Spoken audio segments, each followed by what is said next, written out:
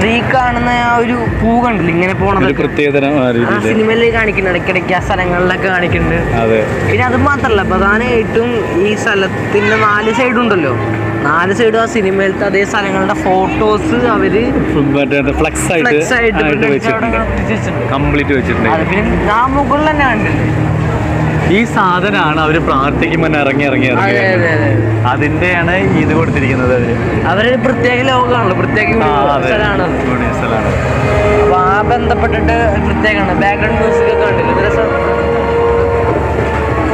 പ്രധാനമായിട്ട് ഇതാണ് കണ്ടില്ലേ, സിനിമയിലത്തെ മെയിൻ ഭാഗമാണ് ഈ കാണുന്ന സംഭവം. സെക്കൻഡിലൊക്കെ ഫസ്റ്റിലൊക്കെ അതായത് ജീവൻ കൊടുക്കാൻ വേണ്ടിയിട്ട് അവര് പ്രാർത്ഥിക്കുന്നതാണ്. അങ്ങനെയാണ്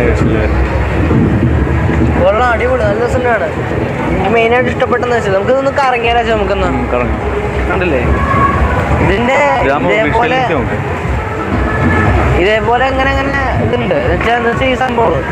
അതും പോരാണ്ട് ഇതിന്റെ യഥാർത്ഥ ഫീൽ കിട്ടാൻ വേണ്ടി ഇതേപോലത്തെ മാല ബൾബ് പോലത്തെ ബൾബും കാര്യങ്ങളൊക്കെ ഉണ്ട്. പിന്നെ അതുപോലെ ഇവിടെ കൊടുത്തിട്ടുള്ള 2 പ്രതിമ ഉണ്ട്, നായകനും നായകന്റെ അതേ മുഖമാണ് ഇതിൽ കൊടുത്തിട്ടുള്ളത്.